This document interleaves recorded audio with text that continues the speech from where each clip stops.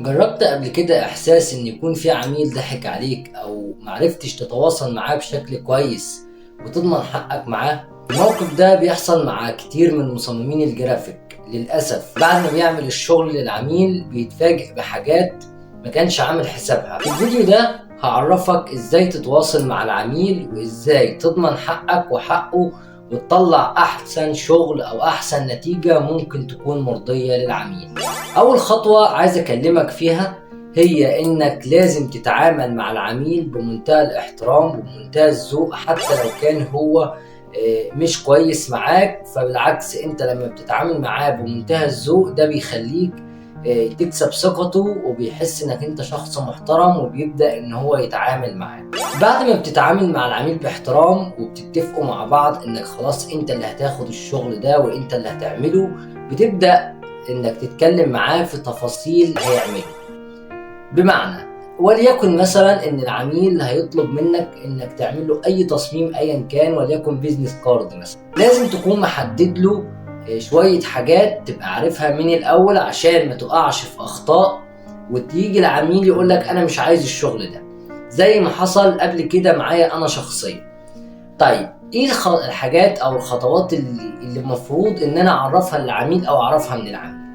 اول حاجة تعرف منه كل البيانات اللي هو عايز يحطها في البيزنس كارد، زي اسمه، التليفون، وسيلة التواصل، الوظيفة، كل ما يخص البيانات. في بعض العملاء بتبقى عايزة صورة ليها جوه البيزنس كارد، مفيش مشكلة، تبقى عارف ان هو هيستخدم صورة.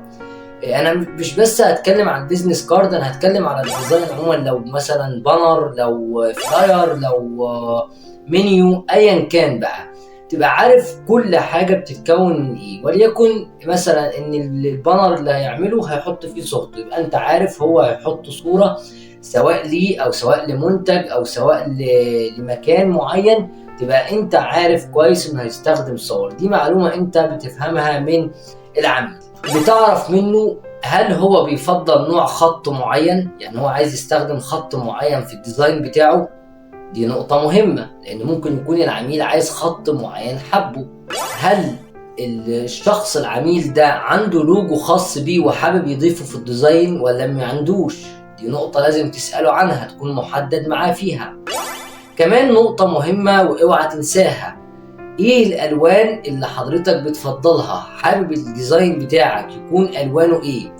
في عميل هيقولك انا حابب اللون مثلا احمر واصفر وابيض او اسود وابيض. في عميل تاني هيقولك لا، انت اتصرف بطريقتك وتصرف انت براحتك، انا عايز ديزاين حلو على ذوقك. مفيش مشكلة. في الحالة دي انت بتشتغل كخبراتك انت كمصمم، ولكن لو العميل عايز الوان معينة لازم تسأله في البداية وانت بتتفق معاه. لازم تسأله حتى لو انت عارف انه مش هيطلب الوان محددة، اسأله علشان ما يجيش يقولك انا كنت عايز الوان معينة وانت ما سألتنيش وده شغلك وانت اللي كان المفروض تسألني. لا، انت اسأله، قالك ما قالكش يبقى انت اشتغل براحتك. اسأل العميل بتاعك هل هو عنده رؤية معينة لشكل التصميم. بمعنى ممكن يكون العميل شاف تصميم قبل كده وحابب يعمل زيه. في الحالة دي بتطلب منه ان هو يعرض عليك بعض الصور او بعض الاشكال اللي هو حابب يشتغل بيها، وبتاخد الديزاين اللي هو شافه وبتبدأ مثلا تشتغل على حاجة شبيهة بيه. طبعا ما تعملش زيه بالظبط الا انت هتبقى بتقلد، لا، الا لو هو طبعا طلب نفس التصميم يبقى انت هتعمله نفس التصميم. ولكن انت بالطريقة دي هتبدأ تاخد فكر العميل ورؤية العميل. زي برضو لما بتكلمنا في الالوان، لو العميل عنده رؤية ان هو او شاف حاجة معينة وحابب يعمل زيها هتعمله زيها. ما سايبك براحتك، يبقى انت اشتغل براحتك وانت كمصمم ليك رؤية معينة. يعني ما تروحش في مكان شعبي وتعمل له حاجة راقية قوي، او ما تبقاش مكان راقي وتروح تعمل حاجة ديزاين يكون شعبي، او يعني في ما يدل ان في حاجة مش ماشية مع المكان او مع العميل بتاعك. حاجة مهمة وهي المقاس اللي عايز تعمل بيه التصميم، ده بتعرفه من العميل.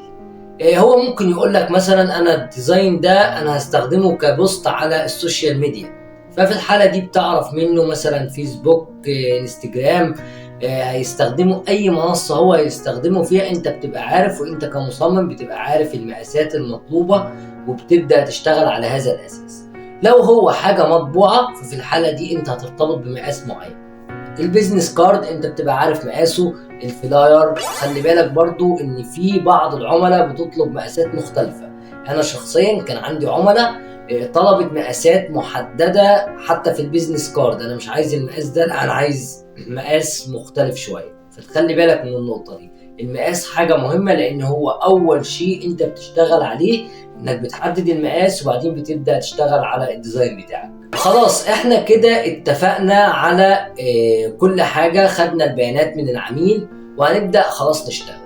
لازم تكون محدد مع العميل في شوية نقط كده محددة، لازم تكون محدد معاه. أول حاجة لازم تقول له الميعاد اللي هيستلم فيه التصميم النهائي، تكون خلصته له وتقدر تسلمه له، يوم، يومين، اسبوع، شهر، انت بقى على حسب الشغل اللي جاي لك، انت كمصمم انت اللي بتحدد الكلام ده. بعد ما بتتفق معاه على الميعاد النهائي، طبعا طبيعي ان العميل اثناء وانت شغال هيبقى حابب انه يشوف التصميم، او بمعنى اصح انت كمصمم برضه هتبقى مرتاح اكتر لما العميل بتاعك بيشوف الديزاين وبيقول لك الله ينور، بيقول لك انا حابب اعدل كذا او اعدل كذا. ودي نقطة مهمة جدا، عدد مرات التعديل. شوف انت هتسمح للعميل بتاعك يعدل كام مرة. خلي بالك ان في عملاء متعبة جدا وبيقعد طول ما هو قاعد لا التصميم حلو بس انا عايزك تعدل كذا، التصميم حلو بس عايزك تعدل كذا، ويقعد يخليك تغير التصميم نهائي وفي الاخر يرجع يخليك تعمل تصميم من جديد. دي حصلت معايا انا شخصيا، وللأسف يعني بدأت بعدها اتعلم اني ابلغ العميل عندي ديزاين، الديزاين ده هعدل لك فيه مثلا 3 مرات تعديل، 4 مرات، مرتين، على حسب كل ديزاين وعلى حسب انا شايف هشتغل فيه. لو في امكانية ان انا اشتغل مع العميل وانا مش عايز اخسر العميل، مفيش مشكلة، انا بسمح ان يكون مثلا في تفاوض كده عشان الدنيا ما تبقاش واقفة. بعد ما خلاص انت كده اتفقت مع العميل وتمام، هتبدأ بقى تتكلم في الفلوس. مهمة جدا حتة الفلوس، لازم تكون محدد مع العميل. في الاول في ناس كتير يا جماعة بيضحك عليها في النقطة دي، بيقول له اعمل التصميم واطبعه وانا مش هروح مكان، انا موجود، انا معاك، انا مفيش الكلام ده. قبل ما تشتغل على الاقل خد من العميل 30%، ده على الاقل خالص 30% من شغلك.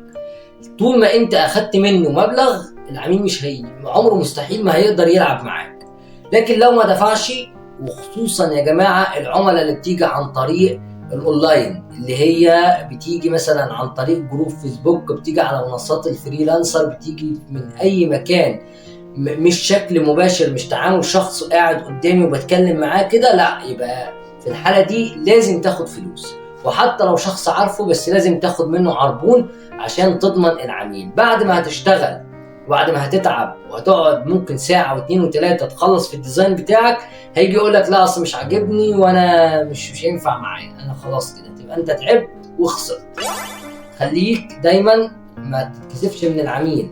لو هو رفض ان يديلك عربون، في الحالة دي اعرف ان العميل ده ممكن يتعبك بعدين. فلو مثلا مش حابب تخسره، جرب كديزاين بسيط لو انت حابب وشوف رأيه، ممكن يكون صادق ويكمل معاك. لو انت مش قابل كده فخليك واضح من البداية، لازم يكون في نسبة معينة العميل بيدفعها. دلوقتي اتفقنا على كل حاجة، اخدنا البيانات واخدنا كل حاجة وبعدين اخدنا العربون وبعدين اشتغلنا وعملنا الديزاين بتاعنا عايزين نوريه للعميل. طيب ممكن العميل بعد ما بياخد منك الديزاين هوب خلاص انت مالكش حاجة عندي، ودي حصلت مع ناس كتيرة. في الحالة دي انت كمصمم ما ينفعش تضحك عليك، خليك انت اشطر من العميل.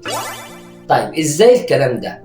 ممكن وانت بتسلمه الديزاين عشان يراجعه عشان يشوفه، تحط على الديزاين علامة مائية، تحط على الديزاين علامة مائية كده باسمك، باسم اللوجو بتاعك ايا كان، وتقلل الاوباسيتي بتاعه. بكده هو الديزاين معمول، هو هيشوف تفاصيله ولكن انت حط عليه العلامة المائية دي، فمش هيقدر انه يطبع التصميم او يستغله، لان العلامة المائية دي باسمك وحاجة تبعك انت مش هيقدر يستخدمها. كمان في طريقة اشيك، انك بتعرض الشغل بتاعك على العميل عن طريق الموك اب. الموك اب دي حاجة موجودة اكيد الناس منكم كتير عارفاها. مثلا لو هو بيزنس كارد بيبقى ليه شكل كده كأن البيزنس كارد مثلا محطوط فوق بعضه كشكل او رسمة، او ممكن مثلا ديزاين لو هو ديزاين لكيس مثلا كيس شيبسي مثلا، فانت بتعرضه له على موكب. الموكب ده كيس شيبسي كده بيبقى موجود، وبتحط الديزاين والعميل بيبقى متخيل شكله هيطلع ايه. لو كفر كتاب برضو بتحط له الموكب، بيبقى عبارة عن كتاب وبتبدأ تحط الديزاين عليه، فهو يبقى العميل متخيل شكل الديزاين هيطلع ازاي. وكمان في الحالة دي هو بالتالي مش هيقدر ان هو يطبعه، لان انت مسلمه له موكب مش مسلمه له ديزاين عادي. طيب بعد ما بتخلص بيبدأ العميل يقول لك انا عايز التعديل الفلاني، عايزك تغير كذا، عايزك تعمل كذا. بتخلص شغلك وتمام وزي الفل، وبعدين بتيجي للمرحلة النهائية، بتبدأ بقى تسلم العميل الشغل بتاعه. الشغل بتاعه بيكون على حسب ما انت متفق معاه من الاول. هتسلمه الشغل بتاعه مثلا بصيغة BNG، ولا بصيغة PSD ملف مفتوح عشان يقدر يعدل عليه، ولا JPG مجرد اطباعه وخلاص، ولا هتسلمه له PDF. دي بتبقى متفق فيها مع العميل من الاول الطريقة اللي انت هتسلمه الشغل بيها. طبعا انت لو هتسلمه له عشان يطبعه، انا ارشح لك BNG في حالة لو مش عايز انك تديله ملف مفتوح يقدر يعدل عليه. ما تديلوش JPG. BNG بتطلع بجودة كويسة وبتطلع حاجة كويسة تطلع الشغل معاك مفهوش بكسلة ولا في اي حاجة غلط يقدر حد ان هو يدينك بيه. خلاص بقى احنا خلصنا الديزاين وسلمناه للعميل، وانت بتسلمه الشغل تستلم باقي فلوسك. ضروري جدا ما يبقيلكش حاجه، ما يقولكش انا هاخد الديزاين واعرضه على المطبعه وبعدين ارجع لك وبعدين مفيش الكلام ده.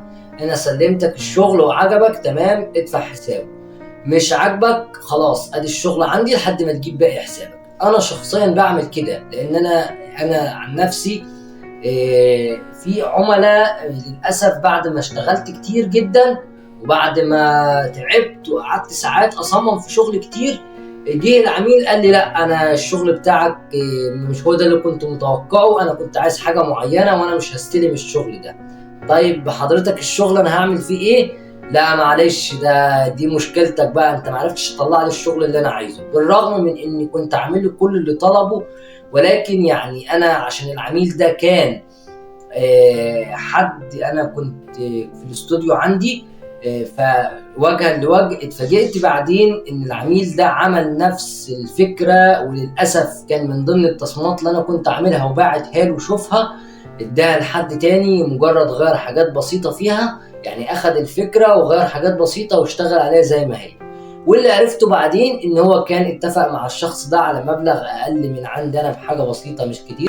اخيرا حابب اقول لك ان موضوع التواصل مع العميل ده موضوع طويل، مش بس الكام نصيحة اللي انا قلتهم دول، لا ده موضوع اكتر من كده بكتير، وبيحتاج انك تدرسه كويس وتدرس العميل، وكل عميل بيختلف عن التاني. انا برضو عندي عملاء انا اتعاملت معاهم لمجرد كلمة ثقة وباحترام، وهم اللي كانوا بيدوروا عليا يدوني فلوس وانا اللي كنت مأجل موضوع الفلوس. عشان كده بقول لك مش كل العملاء زي بعض، في ناس محترمة جدا وبتقدر جدا وبتديك اكتر من حقك، وفي ناس بتبقى متعبة جدا وهتتعبك. وانا شخصيا ما بحبش اتعامل مع الناس المتعبة دي. من الافضل ان انا بقول له انا ما بعرفش اعمل الحاجة دي او مش هعملها او ما عنديش، انا بشوف اي طريقة ذوق كده بقول له ان انا مش هعمل الديزاين بتاعي، بكون اتعاملت معاه وعرفت طبعه قبل كده.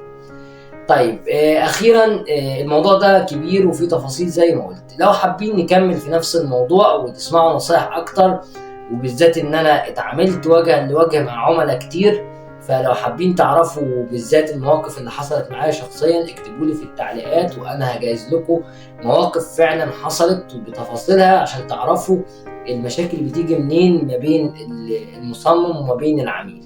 احيانا بتكون انت غلط واحيانا بيكون العميل اللي غلط. كمان ما تنسوش بقى اللايك والسبسكرايب والكومنت التشجيعي، علشان خاطر الحاجات الدروس دي بتاخد مجهود كبير جدا، وللاسف مش بلاقي عامل مشجع اني استمر باستمرار. دايما الناس بتهمل الحاجات المشجعه دي. فيا ريت لو الدرس عجبك واستفدت منه، اتمنى انك تشجعني باللايك وبالكومنت، وما تنساش تشترك في الصفحة وفي الجروب من اللينك اللي موجود في الديسكريبشن بتاع الفيديو. في كورسات كتيرة هتنزل بالقناة وأنا بالفعل شغال عليها، متنوعة، تخص الطباعة وتخص السوشيال ميديا وتخص التواصل مع العميل وتخص حاجات كتيرة جدا. يا ريت لو حابين تتعلموا اكتبوا لي في الكومنتات ايه نوع الحاجة اللي عايزينها في الأول، علشان ده مهم جدا. لاني انا محتار بصراحه انزل فيديوهات ايه في الاول او كورس ايه في الاول، عشان عايز ابدا الكورس وابدا امشي فيه بالترتيب. يا ريت تساعدوني وتقولوا لي انزل لكم اي كورس فيهم في الاول واشتغل على اي كورس فيهم في الاول، علشان ما انزلش حاجه تكونوا عايزين حاجه غيرها. اشوفكم بخير في الفيديو اللي جاي.